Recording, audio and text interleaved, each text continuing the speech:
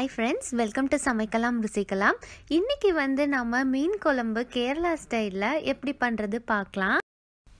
Kerala style fish குழம்பு கொடம்புளி use பண்ணி தான் பண்ணுவாங்க. இதுதான் கொடம்புளி. பார்க்க இப்படி இருக்கும் பாருங்க.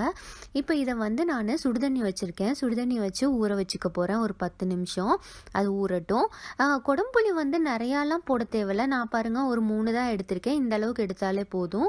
ஏன்னா ரொம்ப புளிப்பா இருக்கும். இப்போ நம்ம மீன் குழம்பு பண்ண ஸ்டார்ட் பண்ணிடலாம். அதுக்கு ஃபர்ஸ்ட் நான் நல்லெண்ணெய் ஊற்ற போறேன். நல்லெண்ணெய் தான் டேஸ்டா இருக்கும். இது 2ல இருந்து ஒரு 3 டேபிள் ஸ்பூன் அளவுக்கு நல்லெண்ணெய் அதை ஊற்றி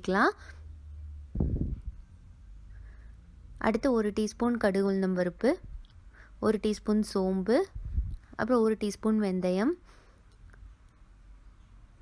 அடுத்து நான் 2 பச்சை மிளகாவும் 2 வரமிளகாவும் வச்சுருக்கேன். அதை போட்டுக்கலாம். அப்புறம் கொஞ்சம் கருவேப்பிலை இதெல்லாம் போட்டுக்கலாம். நல்லா கலந்து விட்டுருங்க. இப்போ அடுத்து நான் ஒரு 8 பூண்டை இந்த மாதிரி சின்ன சின்னதாக கட் பண்ணி வச்சுருக்கேன். அதை போட்டுட்டு நல்லா வதக்கிக்கலாம்.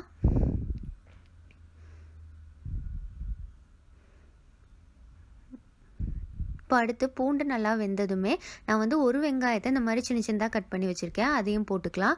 போட்டுட்டு வெங்காயம் நல்லா கோல்டன் ப்ரௌனாக ஆற வரைக்கும் வதக்கிக்கோங்க. இது கேரளா ஃபிஷ் கறிக்கு நமக்கு எந்த தக்காளி அதெல்லாம் தேவையில்லை. ஜஸ்ட் மசாலா ஐட்டம்ஸ் மட்டுமே போதும். இப்போ நம்ம மசாலா ஐட்டம்ஸ்லாம் போட்டுடலாம். அதுக்கு 1/4 டீஸ்பூன் மஞ்சத்தூள், அதுக்கப்புறம் 2 டீஸ்பூன் கொத்தமல்லி பொடி, 1 டீஸ்பூன் மிளகாய்த்தூள், அதுக்கப்புறம் 1 டீஸ்பூன் சீரகத்தூள், அடுத்து 2 table spoon Kashmiri chilli powder. இது நமக்கு நல்லா கலர் கொடுக்கும். அப்புறம் தேவையான அளவுக்கு உப்பு. இப்போ இதெல்லாம் போட்டுட்டு மசாலா நல்லா வதங்கி வாசனை வரணும். அது மாதிரி நல்லா வதக்கிக்கோங்க. இப்போ மசாலாலாம் நல்லா ஃப்ரை ஆகிட்டு நல்லா வாசனை வர ஆரம்பிச்சிருச்சு. இப்போ இந்த ஸ்டேஜில் நம்ம ஊற வச்சுருந்த கொடம்புளியை ஊற்றிக்கலாம். இதை கரைக்கலாம் தேவையில்லை, அப்படியே ஊற்றிக்கோங்க.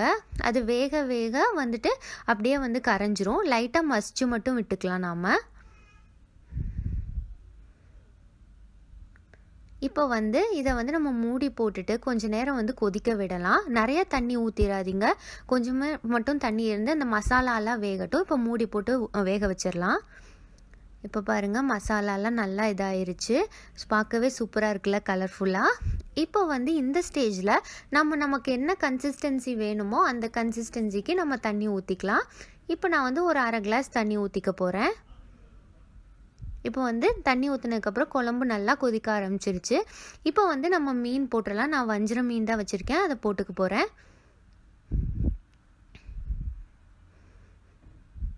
மீன் போட்டுட்டு ஒரு 10 நிமிஷம் நல்லா வேக விடுங்க. பாருங்கள் குழம்பு சூப்பராக ரெடி ஆகிடுச்சு.